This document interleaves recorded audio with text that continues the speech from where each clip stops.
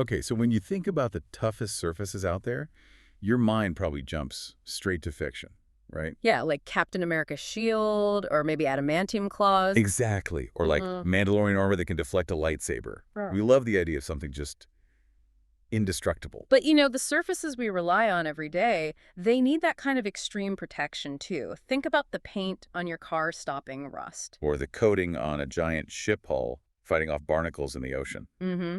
Or even coatings on medical implants inside the body. They need to be incredibly tough, incredibly specialized. And the problem is, the old ways of designing these coatings, well, they're starting to hit a wall. The chemistry's just gotten too complicated. Seriously complex. And that complexity, that's exactly why we're doing this deep dive today. We're looking at how machine learning, ML, is basically changing the game for designing these super durable, super functional surface coatings.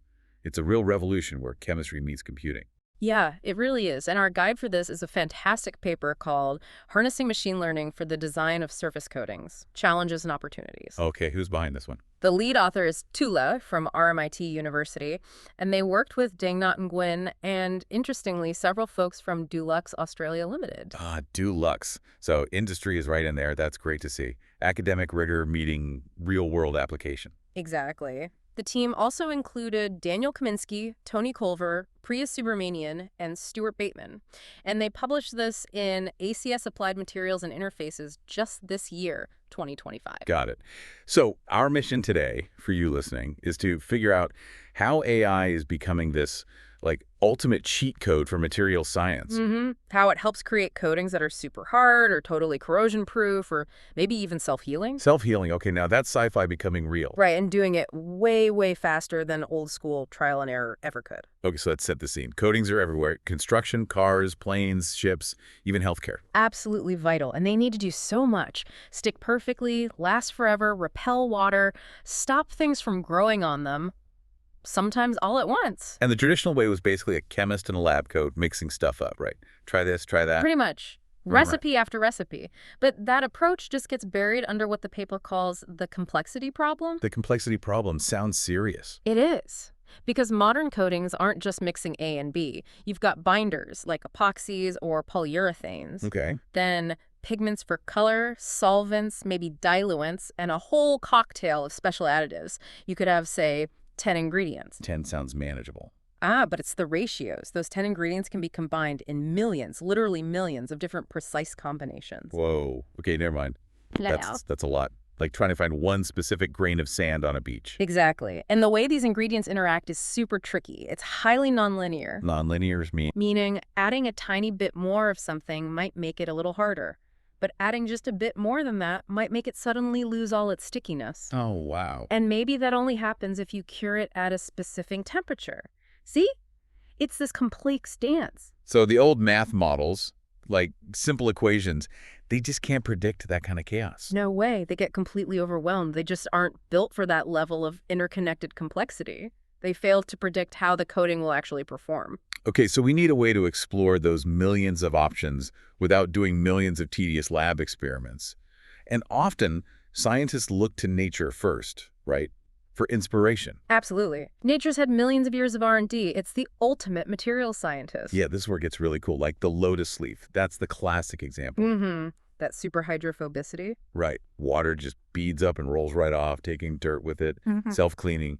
And it's because of these tiny, tiny bumps and wax crystals on the surface. A beautiful hierarchical structure, or think about shark skin. Oh, yeah, the riblets. Those tiny grooves, the dermal denticles, they reduce drag, help the shark swim faster, and they stop algae and barnacles from sticking.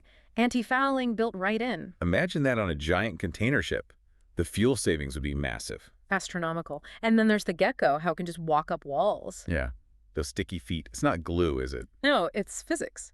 Millions of microscopic hairs create intermolecular forces, van der Waals forces, that let it cling to almost anything.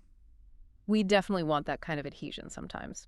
Okay, so nature gives us the blueprints, but actually copying and, more importantly, improving on those designs, that's where ML comes in. That's exactly where ML becomes essential, not just helpful, because ML algorithms are brilliant at finding patterns in exactly that kind of complex, non-linear data. They can connect the dots between all those ingredients, the processing steps, and the final performance in a way Humans and simple models just can't. Precisely. The paper shows this workflow, figure 2. Basically, you gather data from experiments, from scientific papers. Okay, data collection. Then you clean it up, prepare it that's pre-processing. Then you tell the model what inputs matter, like chemical composition, curing time, that's feature engineering. Got it. Then you train the model on that data. And once it's trained, then you let it loose. Let it loose how? You have it virtually scream thousands or even millions of potential material combinations. It predicts which ones are likely to work best. So instead of mixing millions of things in the lab, you mix maybe 10, the ones the AI flagged as most promising. Exactly. That rapid virtual screening, that's the game changer. Saves incredible amounts of time and resources. Okay, let's meet the algorithms doing this heavy lifting. The paper mentions a few key players.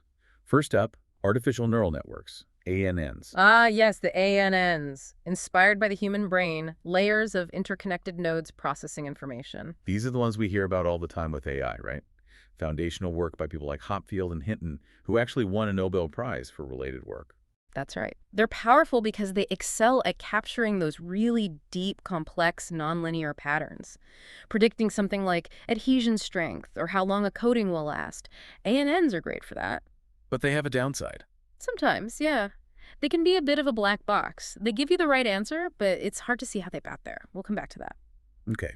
Then there are tree-based algorithms, like random forest and XGBoost. Sounds like something out of Lord of the Rings. Huh. Maybe a little. Think of them like building a huge committee of experts. The committee. Yeah. Each tree in the forest asks a series of simple yes-no questions about the data, like a flowchart. Random Forest and XGBoost build hundreds or thousands of these diverse trees. And then they vote. Pretty much. They combine all the individual predictions. The big advantage here is flexibility and accuracy, but also interpretability. Ah, so unlike the black box ANNs, these can tell you why. Often, yes. They can rank the input factors, telling you, hey, this specific ingredient or this particular processing temperature, that's what's really driving the hardness. Feature importance, they call it. That sounds incredibly useful for a scientist trying to figure things out. Oh, absolutely. Gold dust. And the last main type mentioned is support vector machines, SVMs. SVMs, what's their specialty? They're really good, especially with smaller data sets, at classification tasks, drawing a clear line, a boundary between different categories. Like, is this coating super water repellent or just kind of, oh. Exactly. Is it class A, super hydrophobic, or class B, moderately hydrophobic? SVMs are good at finding the optimal way to separate those groups. Okay, so we have the tools. Let's see the results. Where has ML actually delivered these surface superpowers? The paper cites some really compelling examples. Let's start with super hard coatings. Zhang and colleagues, just last year, 2024. Okay, what did they do? They gathered data on 172 different high-entropy nitride coatings. Not a huge data set, actually. 172 experiments. Yeah. Seems doable by hand. Ah, but then they trained a random forest model on that data, and then they used that model to explore a virtual library. How big a library? Get this, 1.01 million potential coatings. Wait, hang on. 1 million.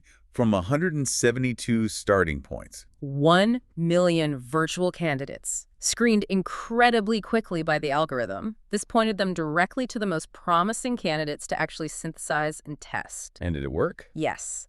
It led directly to the experimental discovery of brand new super hard coatings, ones that traditional methods might have taken decades to find, if ever. That's massive acceleration. Okay, that's impressive. Now, what about that self-healing stuff you mentioned? Sounds like something from Wolverine. Right. So Liu and their team, also 2024, focused on self-healing epoxy coatings to fight corrosion. Very cutting edge. How did ML help there? They used a really smart approach, active learning coupled with Bayesian optimization. Okay, break those down. Active learning.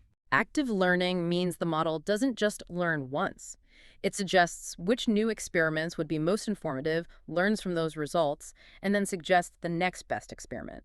It's iterative, constantly getting smarter. I see. And Bayesian optimization, that sounds strategic. It absolutely is. Think of it like a really smart explorer. It uses probabilities to decide where to search next in that vast chemical space. Trying to find the hidden treasure, the best formula. Exactly. It cleverly balances exploitation digging deeper, where it already knows things are good, with exploration taking calculated risks to search in unknown areas where an even better formula might be hiding. Smart. Did it pay off? Big time. Yeah. This guided surf led them to discover an epoxy formulation with extremely high self-healing efficiency for corrosion protection, much better than they might have found just randomly testing. Wow.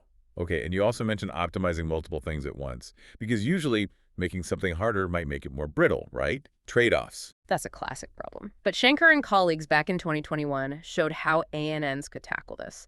They looked at high-velocity oxygen fuel coatings, Okay. and they trained ANNs to simultaneously predict both hardness and porosity, how many tiny holes are in the coating. Two critical properties at the same time. How accurate were the predictions? Astonishingly accurate. They reported R-squared values, that's a measure of predictive power, up to 0.9921 for porosity on unseen test data.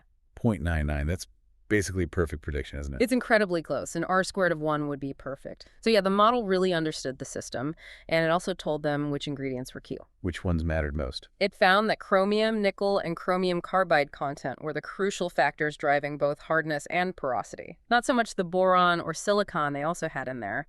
That's vital information for optimizing the recipe. Okay, one more case study mentioned was about making surfaces water-repellent hydrophobicity.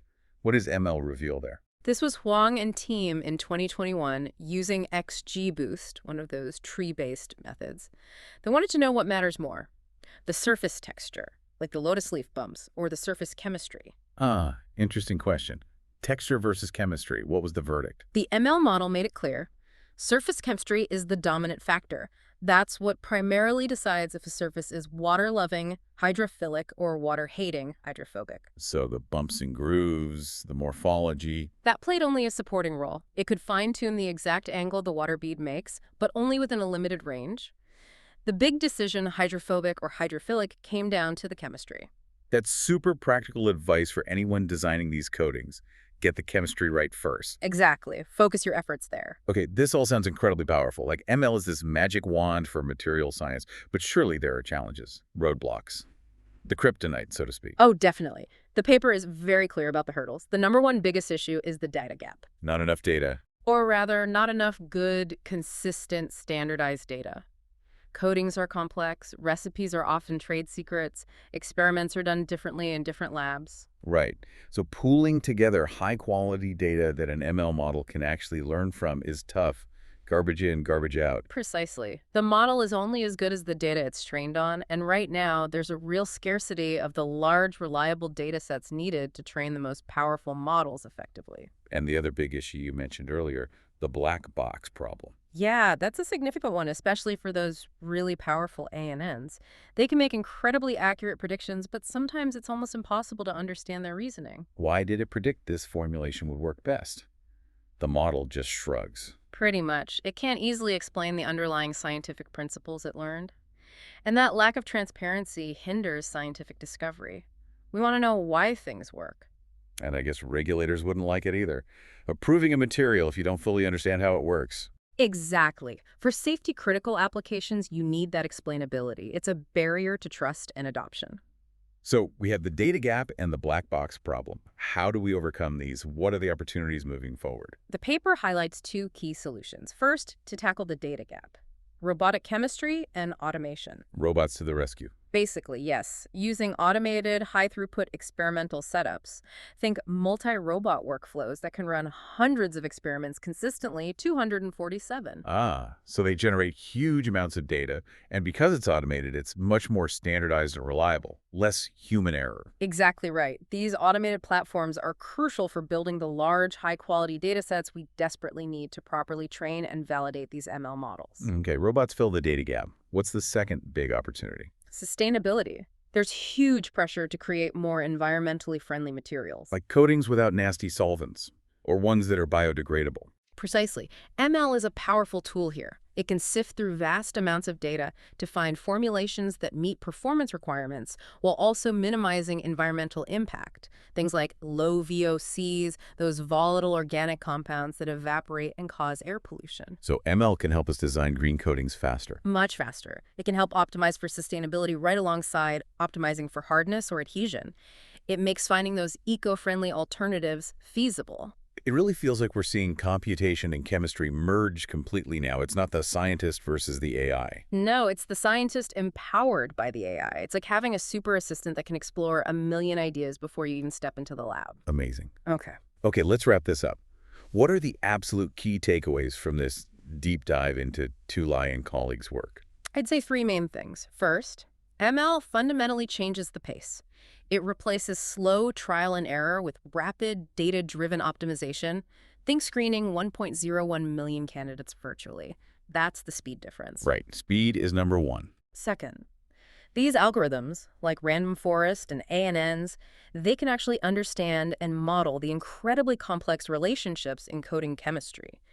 This lets us predict and optimize multiple properties like hardness and porosity at the same time. Handling complexity is number two. And third, the future really depends on data. We need standardized, high-quality, large data sets. And the best way to get those is through automated robotic experiments. Data generation is key. Got it. Speed, complexity, and data. So the era of designing these supersurfaces almost on demand. It feels like it's really starting now. It absolutely is. Which leaves us with a final thought for you, our listener. If ML can help design coatings that mimic shark skin for ships or create self-healing car paint, what everyday object in your life desperately needs an extreme surface upgrade powered by AI? Maybe a coffee mug that never stains? Or windows that clean themselves perfectly? Ooh, I like the self-cleaning windows idea. Or maybe it's something bigger, like building materials guaranteed to last for centuries. Think about it. What would you upgrade?